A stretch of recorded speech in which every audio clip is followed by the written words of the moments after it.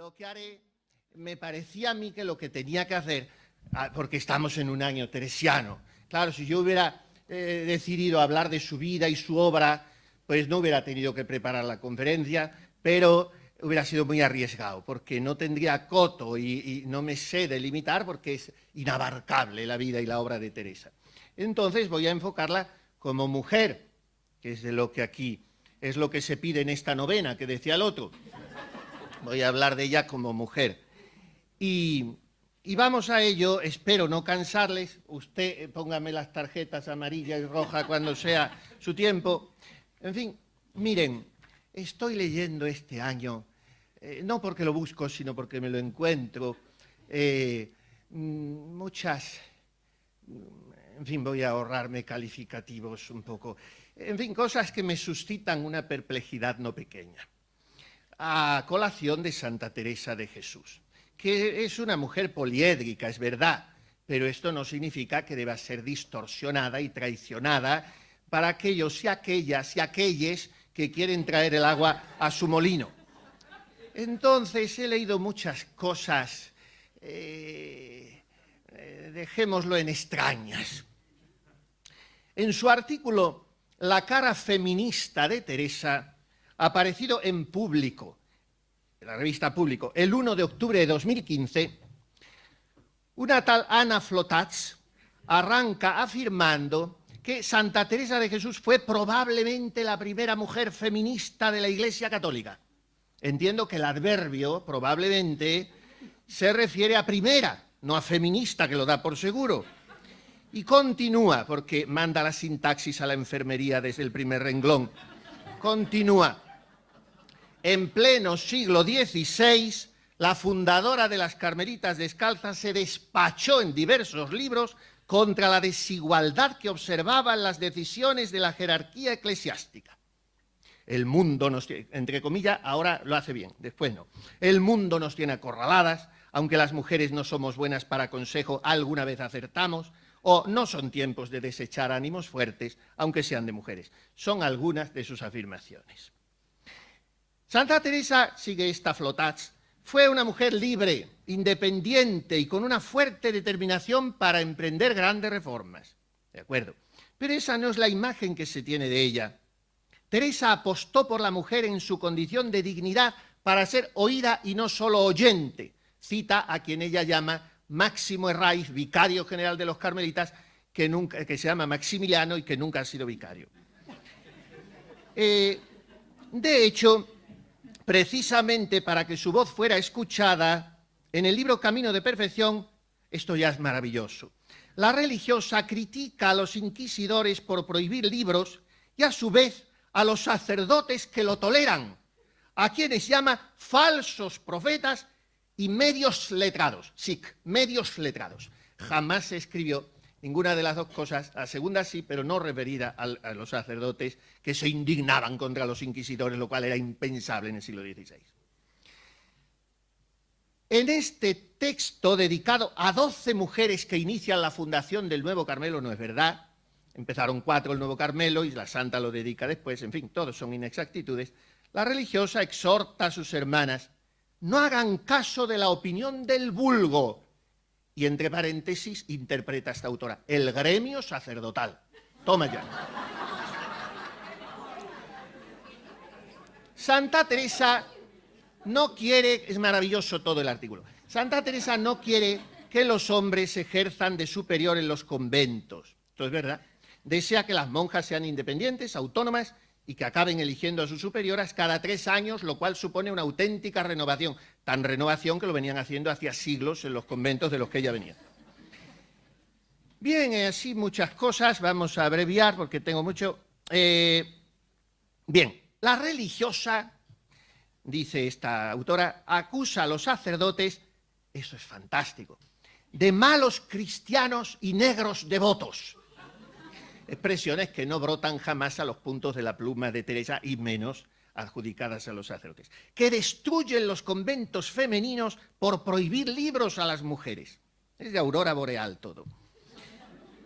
Bien, por su parte, María José Ferrer Echavarri comenta así el mencionado artículo el 14 de octubre de 2014. Antes he dicho 1 de octubre de 2015, perdón, de 2014, ya he entendido el lapsus lingüe. 14 de octubre de 2014, esta otra, Ferrer Echavarri, en una revista también muy, en fin, 21RS, dice: afirmar que Santa Teresa de Jesús fue probablemente la primera mujer feminista de la Iglesia Católica, sin duda exige alguna matización. Menos mal, pues en el siglo XVI no se puede hablar estrictamente de feminismo, ya que este es hijo de la Ilustración. Ella afirma esto. No obstante, en sentido amplio, se califica como feministas a las mujeres que en cualquier época de la historia han sido conscientes de la discriminación que sufrían las mujeres por serlo y han luchado por el reconocimiento de su dignidad y por diversas formas de igualdad, sobre todo en lo que a educación se refiere.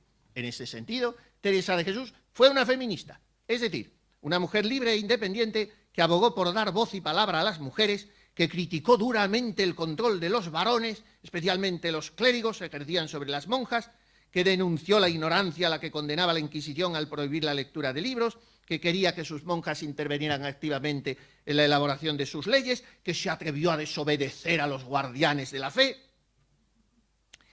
Creo que el artículo muestra una faceta de la santa que no solo ilumina su figura, sino que contribuye al bienestar de las mujeres, que es en definitiva el objetivo de todo feminismo, y puede favorecer incluso la conversión de la comunidad eclesial.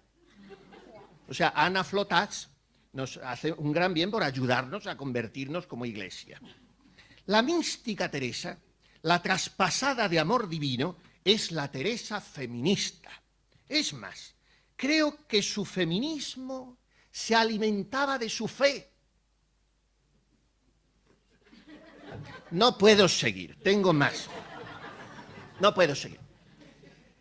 El norte de Castilla, el 8 de marzo de 2015, publicaba: una veintena de mujeres artistas de 10 países reivindica en una exposición en el Palacio Pimentel de Valladolid el papel feminista y transgresor de Santa Teresa de Jesús en el 500 aniversario de su nacimiento. No sé si es que Santa Teresa es feminista este año solo, el 500 aniversario, porque la redacción hoy en día es un laberinto inextricable. La muestra lleva por título Teresa de Ávila, que es lo primero que me pone enfermo. Juan Pablo II, cuando vino a Ávila, dijo: ¿cómo vosotros la llamáis? Y como yo deseo que se la llame Santa Teresa de Jesús, porque es como ella se llamó, no de Ávila. Esto es un galicismo que no debemos admitir. Bien, pues muestra Teresa de Ávila mística y transgresora en el 5º centenario de su nacimiento. Se ha buscado, en esta exposición, según su comisaria, una muestra basada en un enfoque de género y con un carácter fronterizo, para dar la visión de las mujeres sobre esta figura. Bien, así sucesivamente. He pegado estas 3 muestras que son, como pueden ver, maravillosas. Veamos el contexto histórico en el que surge Teresa, el feminismo de Teresa. A principios del siglo XVI continuaba el pensamiento medieval sobre la inferioridad femenina, según el cual la mujer padecería los efectos psicológicos de sus humores, que mermando su control emocional se manifestarían en pobreza de razón y blandura de mente.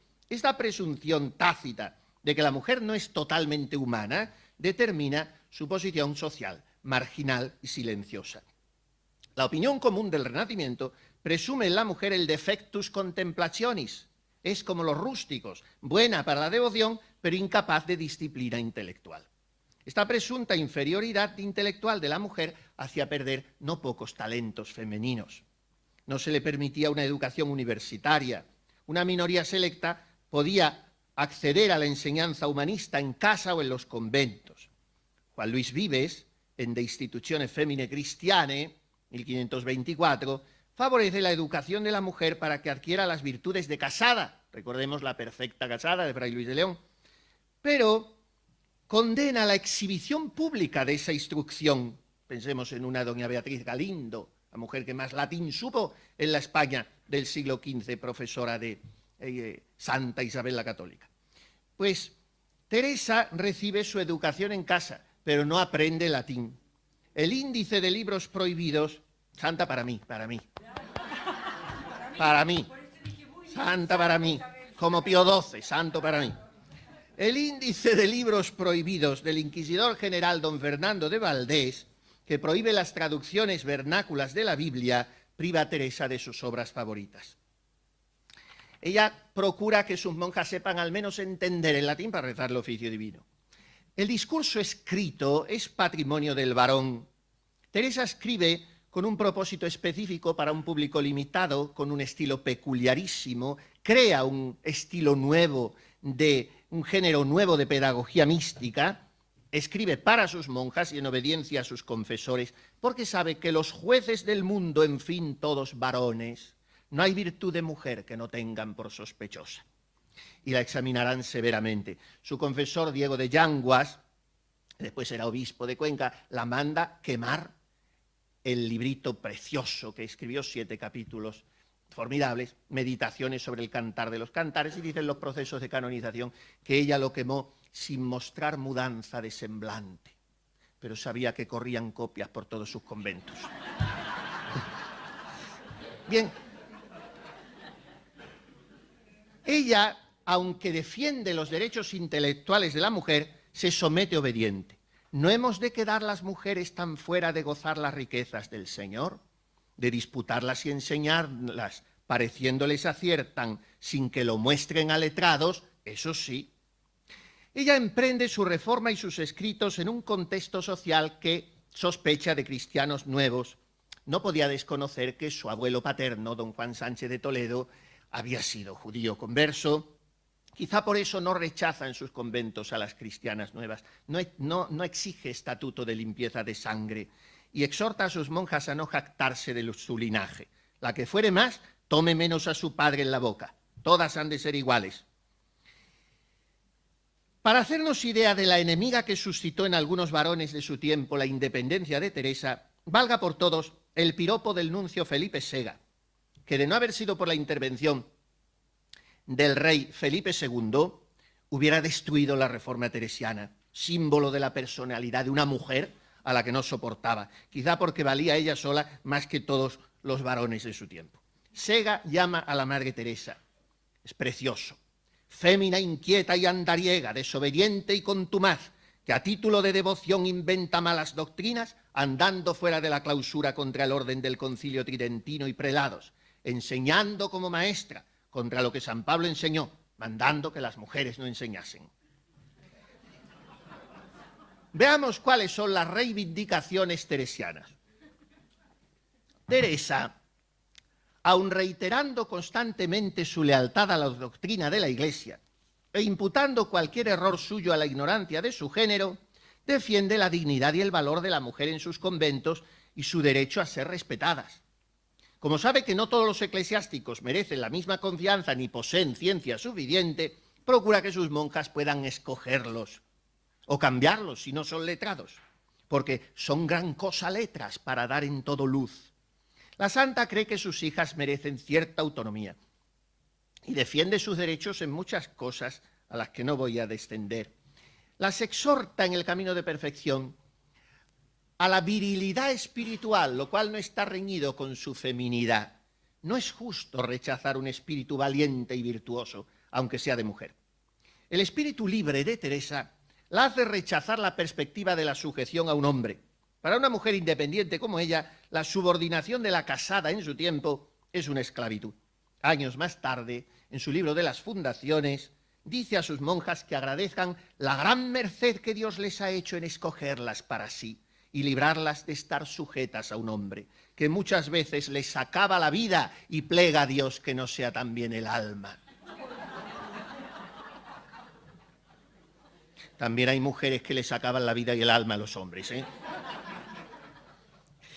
Aun en la clausura de un convento, la religión proporciona a sus monjas una autonomía que les niega la sociedad. Teresa sabe transformar esta presunta inferioridad de la mujer en un don para la renovación espiritual de la Iglesia. Veamos, es muy sintomático, ella redacta sus libros 2 veces por lo menos La vida y El camino de perfección. De La vida se ha perdido la primera redacción, del Camino se conserva, está aquí en el Escorial. Tuvo Felipe II mucho interés en que ambas obras estuvieran aquí. La segunda redacción está en Valladolid.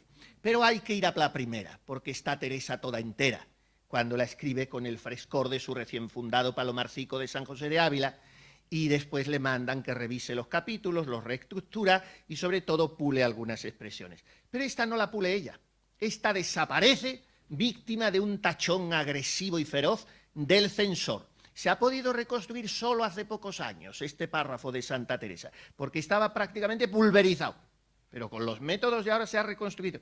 Dice así: confío yo, Señor mío, en estas siervas vuestras que aquí están, sus primeras descalzas, que veo y sé que no quieren otra cosa ni la pretenden, sino contentaros. Por vos han dejado lo poco que tenían y quisieran tener más para serviros con ello. Pues no sois vos, criador mío desagradecido, para que piense yo daréis menos de lo que os suplican, sino mucho más. Y ahora viene. Ni aborrecisteis, Señor de mi alma, cuando andabais por el mundo las mujeres.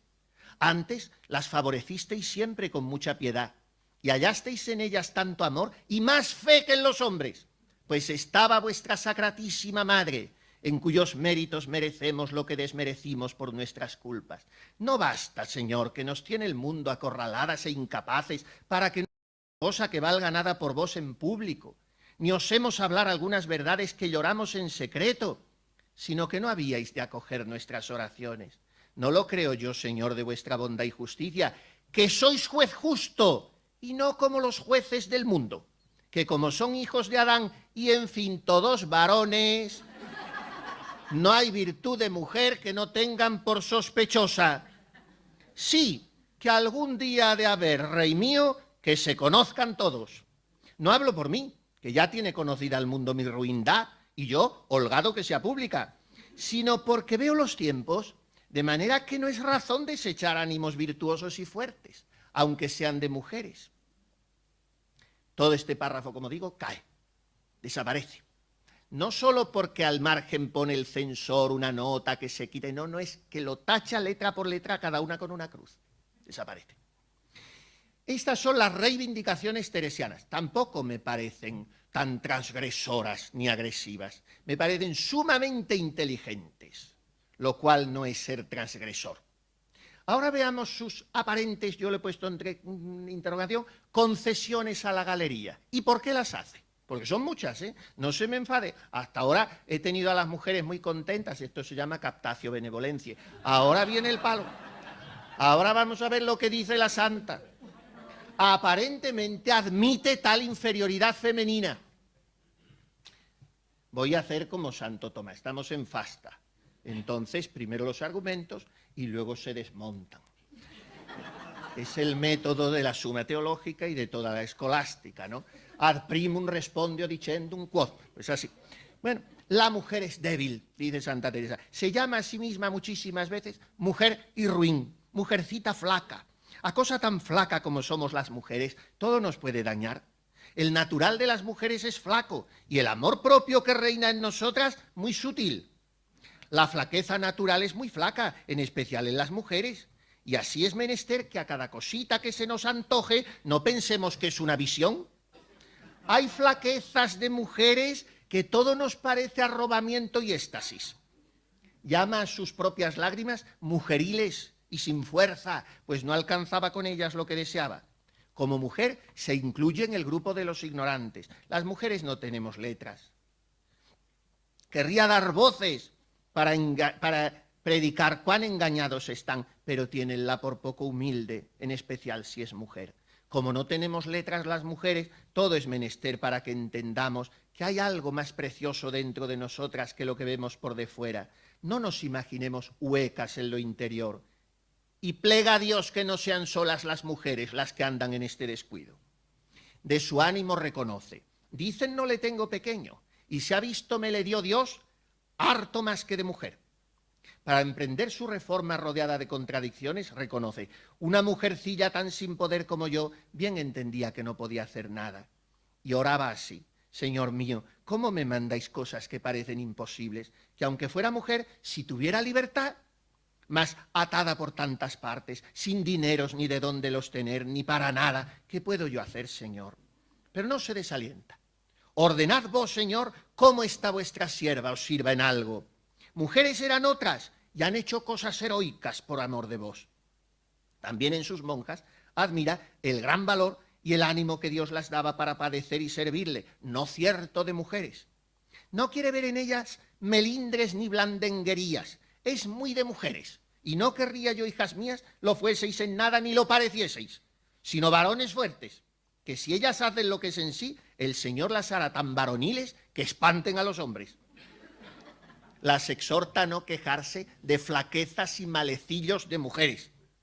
Ella afirma repetidamente de sí misma que solo es una mujer ignorante, pero si es cierto que no hizo estudios sistemáticos y no sabía latín, tuvo una educación más completa de lo que confiesa, no solo por cuanto influye en su formación espiritual, por ejemplo, la oratoria sacra, que la de su tiempo rayaba un poco más alto que la del nuestro, pero leyó a un San Agustín, a un San Jerónimo, a un Ludolfo de Sajonia el Cartujano, a un Contemptus Mundi de Tomás de Kempis, a los Morales de Job, leyó los autores contemporáneos suyos españoles, San Pedro de Alcántara, San Juan de Ávila, Fray Luis de Granada, Fray Bernabé de Palma, Fray Alonso de Madrid, Fray Francisco de Osuna, en fin, una larga lista.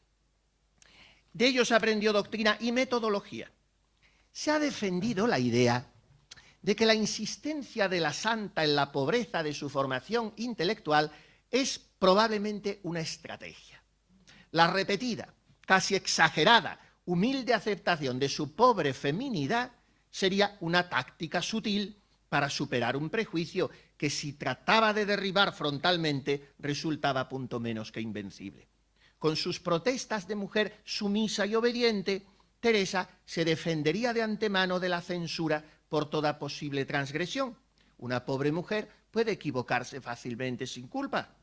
Así podría superar las restricciones culturales para llevar a cabo su misión de fundadora, madre y maestra espiritual, escritora y gestora, al insistir en su rudeza y en la torpeza natural de su sexo, y al subrayar que sus escritos se basan en su experiencia, sin pretensiones intelectuales, se prevendría de la censura eclesiástica.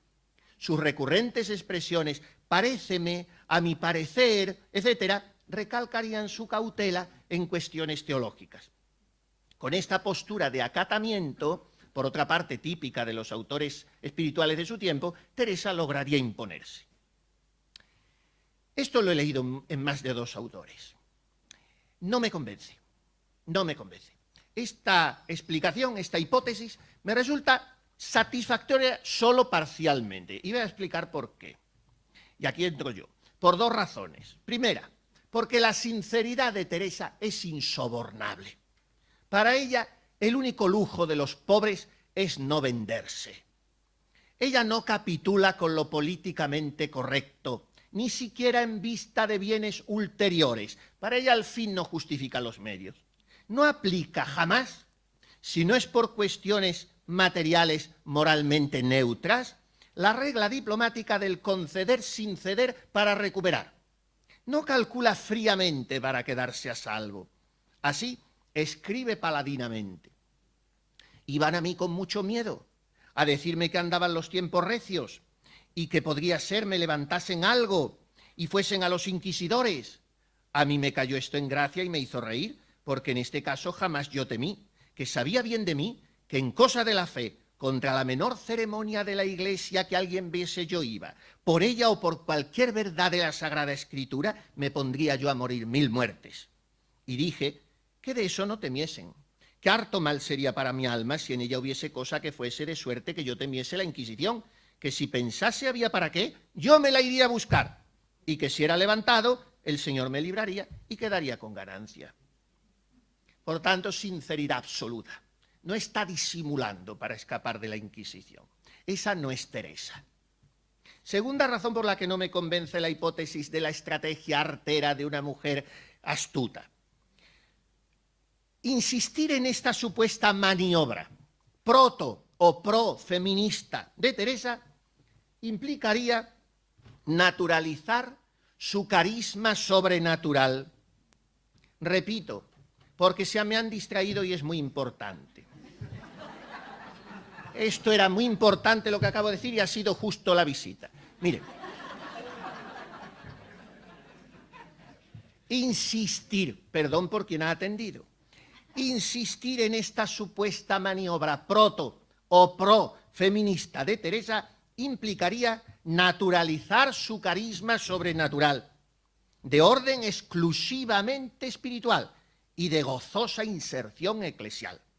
En realidad, aunque en su obra hay mucho, como hemos dicho, de ciencia adquirida, la mayor parte es ciencia infusa. Toda su sabiduría es regalada gratuita y directamente por Dios. Y Dios se la regala a Teresa en cuanto hija de la Iglesia, que es el mayor timbre de gloria de esta mujer, cuya feminidad es traicionada si es presentada como el estandarte de una contestataria más o menos sutil a la Iglesia, madre y maestra. Veamos, pues, el equilibrio que hay en la verdadera feminidad, que no feminismo, de Teresa. Santa Teresa es innegablemente femenina. Ella se transparenta en toda su obra. Si cabe, más todavía en sus cartas. Solo se conservan unas 500 y parece que pudo escribir unas 15.000.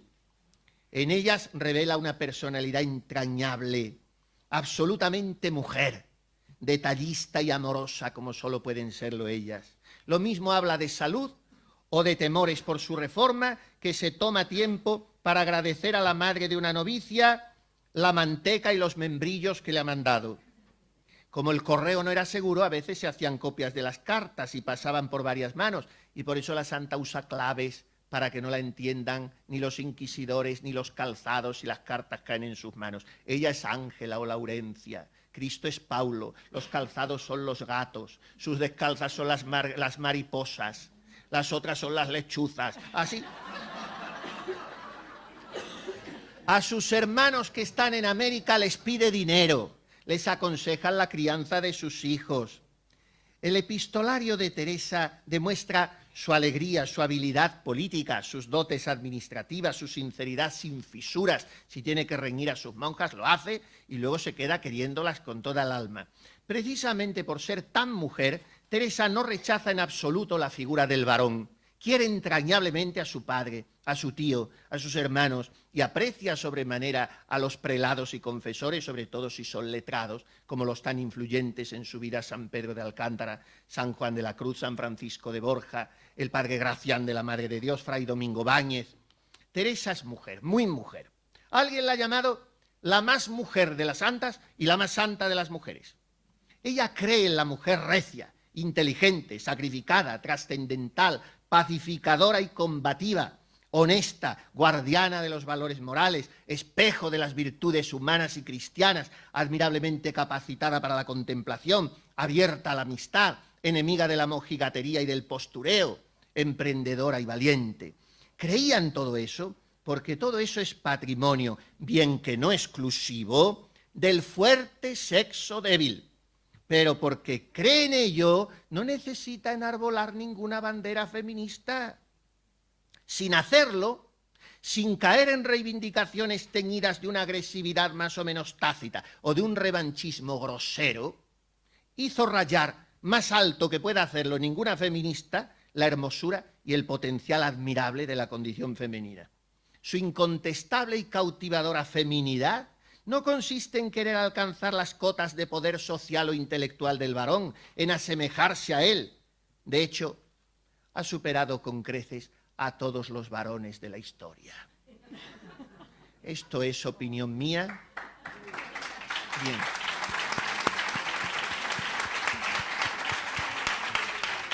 Pero si lo que pretenden con el aplauso es cortarme, me queda un poquito. Me queda un poco. Miren.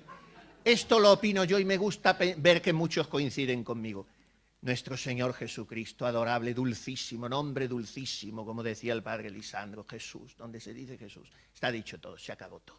Jesús, ante él toda rodilla se doble. Se nos llena la boca de miel, como dice San Bernardo, niquil mihi sapit sine Jesu. Nada me sabe a nada sin Jesús. Jesús. Pero Jesús es persona humana, hombre perfecto, persona divina, perfecto hombre, pero naturaleza humana perfecta, pero persona divina.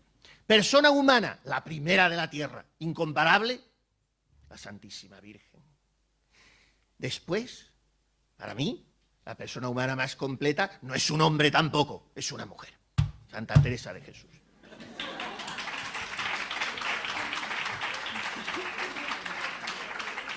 Pues ha superado con creces, y miren que inclino mi frente casi idolátricamente, casi, ante un San Agustín, ante un Santo Tomás de Aquino. Son monstruos, son águilas. Pero ¿dónde se ponga Teresa? Porque a ellos les falta el gracejo femenino y lo que luego nos va a decir San Pío X. Pues no porque ella sea un varón a lo mujer, como la calificó con un elogio que hoy nos parece discutible un fraile de su tiempo. Refiere el padre Domingo Báñez, su confesor tan querido, su amigo, en el proceso de canonización de la Santa Madre en 1591, que dominico él, otro dominico, Fray Juan de Salinas, le dijo una vez, esto es fantástico: ¿quién es una Teresa de Jesús que me dicen que es mucho vuestra? Le dice un fraile al otro. No hay que confiar en virtud de mujeres. Báñez responde, más joven, súbdito del otro, que era provincial: vuestra paternidad va a Toledo y la verá, y experimentará que es razón tenerla en mucho. Y así fue, que estando en Toledo una cuaresma entera, fíjense si estaba devorado por la curiosidad el otro, que dicen que es cosa de mujeres, estando en Toledo una cuaresma entera, la iba a confesar casi todos los días, e hizo de ella grandes experiencias. Después, encontrándose con este testigo, con Báñez, le dijo Báñez al Salinas: ¿qué le parece a vuestra paternidad de Teresa de Jesús? Respondió con gran donaire diciendo: oh, habíadesme engañado, habíadesme dicho que era varón y a que era mujer, y a fe mía que no es sino varón y de los muy barbados. De otro dominico, Fray Pedro Fernández, cuenta también Domingo Báñez que, siendo hombre muy legal y recatadísimo de falsos espíritus, tratando con la Madre Teresa de Jesús, al fin se venció y dijo que Teresa de Jesús era una mujer de bien y que la Madre y sus monjas habían dado a entender al mundo ser posible que mujeres puedan seguir los consejos evangélicos. En una sociedad que margina a la mujer, Teresa anima a sus monjas a ser tan mujeres que estén revestidas de una virilidad espiritual, como digo, que ponga espanto a los hombres. Defiende su derecho a ser respetadas, su autonomía. Retratémosla con una anécdota solamente. En la fundación de Toledo tropezó con serias dificultades. Vacante la sede primada por la prisión del arzobispo Fray Bartolomé de Carranza, encarcelado por Erasmista en el castillo de Sant'Angelo de Roma, gobernaba Toledo el gobernador eclesiástico don Gómez Tello Girón, y era el que tenía que dar la licencia a la madre. Pero no se la daba, ni queriendo. Dice la madre en las fundaciones: no sabía qué me hacer, porque no había venido a otra cosa, y veía que había de ser mucha nota irme sin fundar. Decide entrevistarse personalmente con el gobernador eclesiástico. Aquí está toda Teresa entera. Fuime a una iglesia que está junto con su casa y enviéle a suplicar que tuviera por bien hablarme. Había ya más de 2 meses que se andaba en procurar la licencia y cada día era peor. Y como me vi con él, díjele que era recia cosa que hubiese mujeres que querían vivir en tanto rigor y perfección y encerramiento, y que los que no pasaban nada de esto, sino que se estaban en regalos, quisiesen estorbar obras de tanto servicio de nuestro Señor. Estas y otras hartas cosas le dije, con una determinación grande que me daba el Señor, de manera que le movió el corazón, que antes que me quitase de con él, me dio la licencia. Toda Teresa está aquí. Mujer ruin, flaca, ignorante, todo lo que queramos, pero muy por encima de cuantos eclesiásticos trató en su vida, tan llena de peripecias y de contactos. Terminemos. Teresa es la primera mujer doctora. A su muerte, reyes, obispos, literatos, gentes de todo género piden su canonización. Esta acontece solo 40 años después en aquel tiempo, 1622, por Gregorio XV, junto con San Isidro Labrador, San Francisco Javier, San Ignacio de Loyola y el italiano San Felipe Neri. Y los italianos, que son fantásticos, decían: il Santo Padre ha canonizzato 4 spagnoli e un santo.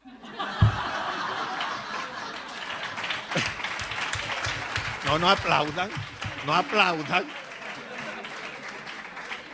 Bien, ya mucho antes se la venía representando en sus imágenes con el birrete doctoral, con la muceta de doctora, etc. En 1910, un papa gigante, San Pío X, escribe al propósito general de los carmelitas descalzos algo muy atrevido que se desconoce mucho: que lo que los padres de la Iglesia, y no estamos diciendo cualquier gente, los padres de la Iglesia, un Jerónimo, un Crisóstomo, un Agustín, un Cirilo, los padres de la Iglesia, enseñaban sin sistema, Teresa lo ha reducido con maestría y elegancia sumas a un cuerpo de doctrina. El mismo Papa dirá en 1914, antes de morir: fue tan a propósito esta mujer para la formación cristiana que en poco o en nada cede a padres y doctores de la Iglesia. Esto en 1914, porque ya estaba el ambiente cada vez más fuerte de un clamor para obtener el doctorado de Santa Teresa. Se crea una comisión, se trabaja mucho en Roma y se está en ello, que es la mejor manera de decir que no va a conseguirse. Y, en fin, se presenta la cosa a un papa de mucho genio y carácter, que era Pío XI. Pío XI estudia, ve que las conclusiones son bastante satisfactorias, pero al final de todas las conclusiones positivas, la comisión que ha estudiado, si hay razones suficientes para conceder a Teresa el doctorado, remata con 2 palabritas. Por poco latín que se sepa, se entienden, porque son maravillosas. Obstat sexus. Todo a favor para que sea doctora, pero es mujer. No puede ser doctora. Años 20, tiene que pasar medio siglo. Y el 27 de septiembre de 1970, el beato ahora Pablo VI la declara, una semana más tarde Catalina, pero antes Teresa ese día. Y dice así Pablo VI, en la ceremonia aquella: Teresa es la primera mujer a quien la Iglesia confiere el título de doctora. No se trata de un título que compromete funciones jerárquicas de magisterio para los reivindicadores ya entonces del sacerdocio femenino, pero a la vez debemos señalar que este hecho no supone ningún menosprecio de la sublime misión de la mujer en el seno del pueblo de Dios. Al ser Teresa incorporada a la Iglesia por el bautismo, como toda mujer, participan de ese sacerdocio común de los fieles, que las capacita y obliga a confesar ante los hombres la fe recibida de Dios mediante la Iglesia. Y en esa confesión de fe, tantas mujeres, dice Pablo VI, han llegado a las cimas más elevadas, hasta el punto que su palabra y escritos han sido luz y guía de sus hermanos. San Francisco de Sales llega a decir que poseen las mujeres una especial capacidad para la oración mística.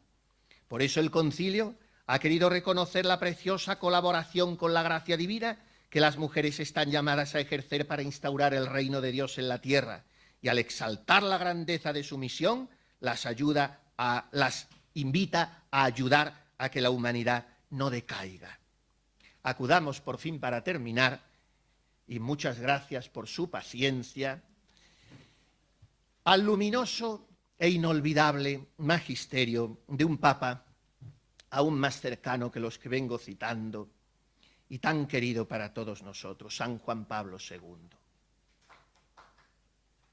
Bien, aplaudiríamos a todos. También habría que aplaudir hoy a Benedicto XVI, porque hoy se cumplen 10 años de su elección.